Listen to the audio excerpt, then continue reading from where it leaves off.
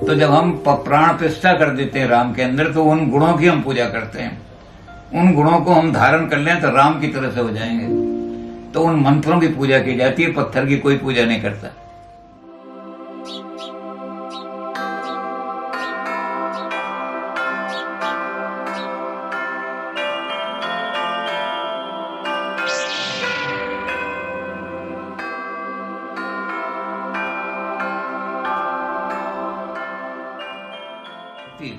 अच्छा गुरुजी, एक ये प्रश्न आया है माधुरी जी की ओर से। हाँ। इन्होंने आपसे जानना चाहा है कि प्राण प्रतिष्ठा जो होती है मूर्तियों की मंदिरों में, उसका क्या महत्व है? ये हमारी एक मान्यता है। मान्यता क्या, हमारा एक पूरा विश्वास है कि ब्रह्म तो हर जगह व्यापक है। जड़ में भी व्यापक है, चेतन में भी व्यापक है, सब्जियों में भी व्यापक है, हर जगह व्यापक है। लेकिन उस ब्रह्म के अलग अलग रूप हैं। अब जो जड़ है उसमें चेतन ब्रह्म को कैसे जागृत करना है, तो हमारे यहाँ यह माना जाता है कि जब संसार में सारे में जड़ता छाई हुई थी, लोग जंगलों में रहते थे, जानवरों की तरह रहते थे, उनके अंदर कोई सभ्यता नहीं थी उनके अंदर, तो वेद ज्ञान से हमने उनको सभ्य बनाया, चेतना लाई उनके अंदर। तो वेद मंत्रों में इतनी शक्ति है कि वो जड़ को भी चेतन बना सकते हैं। अब इसमें देखो, संग्रहालय में भी राम की मूर्ति रखी है और मंदिर में भी राम की मूर्ति रखी है।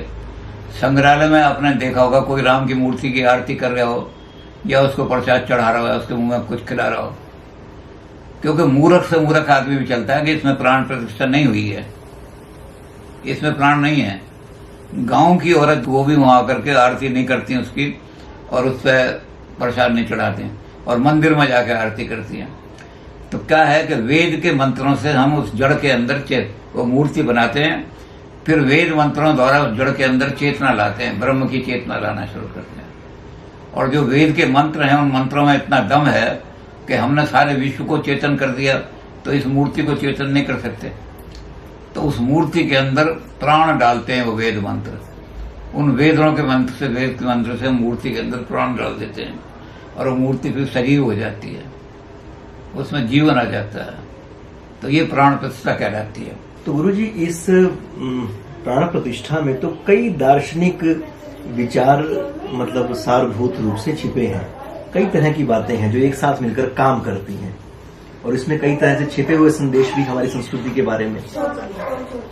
हमारी संस्कृति का यही सबसे बड़ा संदेश है कि आप वेद के द्वारा दुनिया को चेतना दो, और जो जड़ है उससे भी समझो कि जड़ को भी चेतन हम बना सकते हैं, जिसमें बिल्कुल चेतन जड़ता आ गई है, जैसे अहिल्या में आ गई थी, और राम के चरण की रज लगते ही वो चेतना आ गई उसके अंदर। तो हम पत्थर में भी राम के भगवान का ला करके, और उनको चेतन, सारे विश्व में जहाँ लोगों में जड़ता आ गई है और वो बिल्कुल मूर्खता की बात कर रहे हैं, उनको भी हम वेद मंत्रों के द्वारा सभ्य बना सकते हैं, मॉरल बना सकते हैं, सोशल बीइंग बना सकते हैं। और हमारे यहाँ तक है कि उनको हम उनके अंदर दिव्यता भी ला सकते हैं। हम मूर्ति को देवता बना देते हैं वेद मंत्रों के द्वारा। तो प्राण प्रतिष्ठा के मंत्र तो वेद मंत्र हैं। वो मंत्र जो हैं वेद मंत्र वाले, वो प्राण डालने वाले हैं, पत्थर नहीं है। पत्थर की पूजा नहीं होती, उन वेद मंत्रों की पूजा होती है, जिन मंत्रों के द्वारा चेतन, जड़ में भी चेतनता आ जाती है। तो जड़ बुद्धि का आदमी भी जब उसके सामने जाएगा तो उसकी भी बुद्धि खुल जाएगी, उसमें चेतना आ जाएगी जी। तो जड़ को चेतन बनाने के लिए हम वेद मंत्रों के द्वारा उन्हें प्राण डाल देते हैं।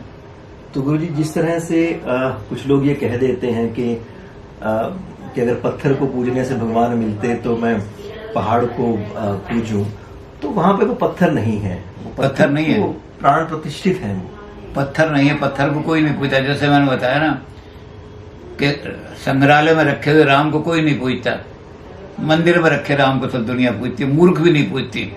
जो औरतें बिल्कुल मूर्ख हैं, गाँव में जरा ABCD भी नहीं पढ़ी है या काका गावे नहीं, वो भी संग्रहालय में पड़ा हुआ जो राम होगा तो ये तो कहेंगे बड़ी अच्छी मूर्ति है, लेकिन पूजा नहीं करेंगे। तो पूजा उसकी करेंगे जिसमें प्राण डाल दिए गए हैं। वो प्राण जो है वेद के द्वारा डाल दिए गए, तो चेतना आ गई उनके अंदर। तो उस चेतना की हम पूजा करते हैं, वेद मंत्रों की पूजा करते हैं। हम वैल्यूज, जो उन मंत्रों के अंदर जो वैल्यूज हैं, उन वैल्यूज की पूजा करते हैं। अब इसमें एक छोटा सा उदाहरण है, आपको टाइम तो आपका लग गया।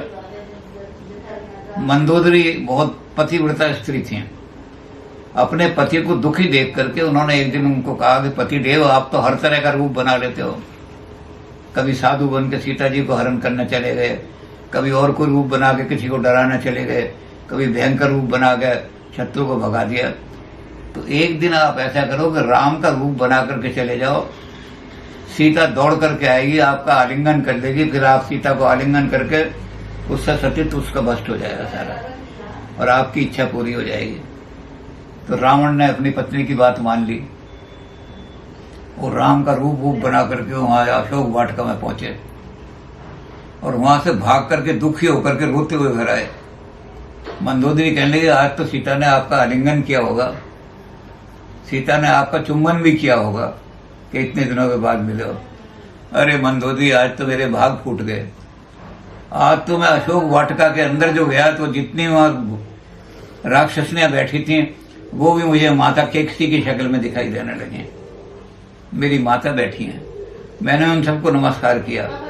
सामने सीता बैठी हुई थी, मैंने उनको भी नमस्कार किया मातृ रूप में, और मैं तो वहां से लौट के भाग गया। ये क्या चमत्कार हो गया, मेरी माता ही माता दिखाई दे रही है सारी।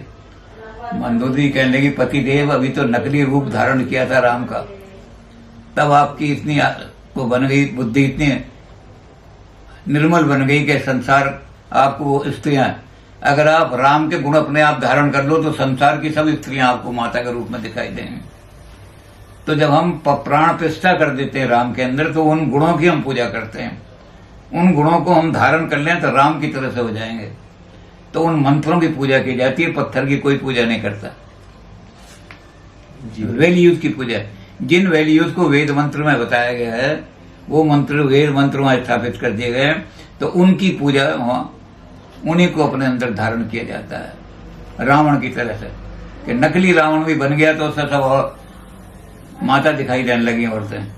तो मंदोदरी ने कहा, जिस दिन असली बन जाओगे रावण, उस दिन तो संसार के अंदर दुराचार खत्म हो जाएगा। बिल्कुल संसार की हर अवतार आपको माता दिखाई देगी